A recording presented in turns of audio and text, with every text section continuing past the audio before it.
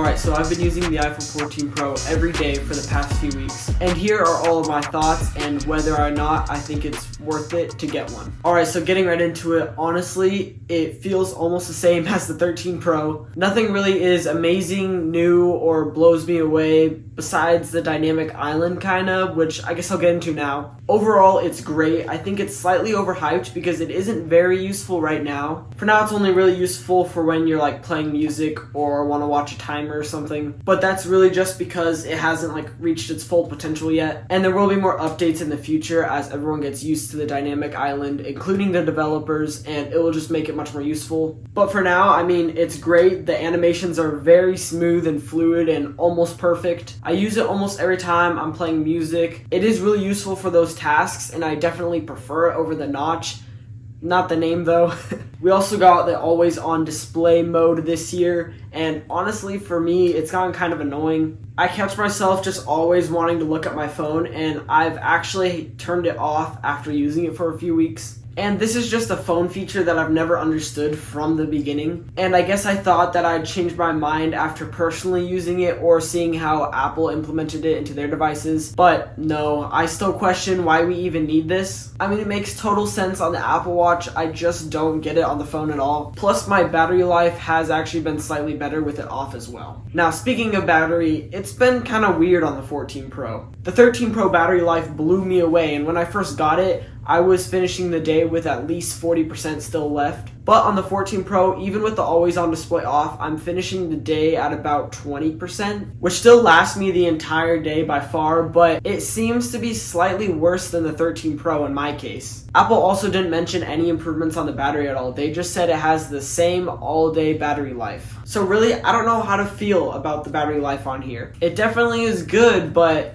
I don't know if it was as good as the 13 Pro. But moving on to probably the second biggest improvement in this phone, which is the new camera system. We got the first big jump in megapixels for a very long time, so now we're up to 48 megapixels on the main sensor. But you only get 48 megapixel photos if you have Apple Pro RAW photos turned on in settings. And they do take up quite a bit of storage, and personally I just think, just like ProRes video, it should only be used in professional cases or if you just like want to take a really good picture of something. But really, I personally can't tell much different between the full 48 megapixel photos and the 12 megapixel photos. I mean, the 48 is definitely a little better, but this is the reason why they've stayed on 12 megapixels for so long, because the iPhone can make 12 megapixel pictures look really good. The new action mode feature is cool, but I definitely think it'll be refined within the next few years because you really need a lot of light to use it right now, so that means that you basically can only use it outside. And the final thing that I really get out of the new camera system is the 2x coming back. I found myself using it a lot, and it's really nice when you just need to zoom in a little bit more on something and still get a full 12 megapixel photo without any dip in quality from the crop. But that's probably it for the cameras. The camera bump is definitely larger, and the camera sensors are larger themselves as well. And finally, just a little few things that I wanted to mention. The A16 chip, bro, there's no difference anymore. I actually forgot I had the A16 chip in this phone.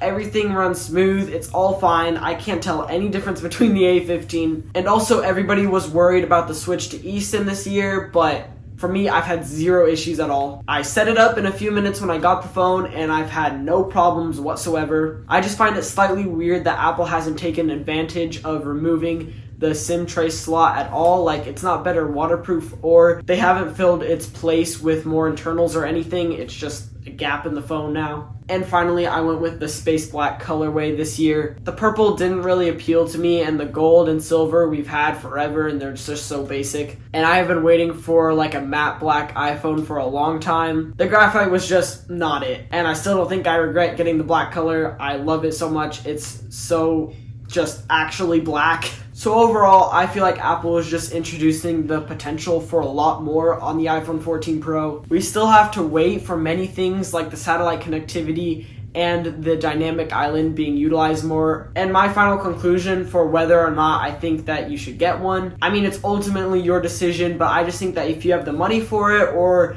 In my case, if you have a good carrier deal, then yeah, the iPhone 14 Pro is great, and I don't really have any complaints. But if you are kind of short on money and you have the iPhone 13 Pro or maybe even the iPhone 12 Pro, I think you should definitely wait. We are hearing more of an upgrade for the iPhone 15, and I just don't think the 14 Pro has any must-have features. It's all just pretty nice.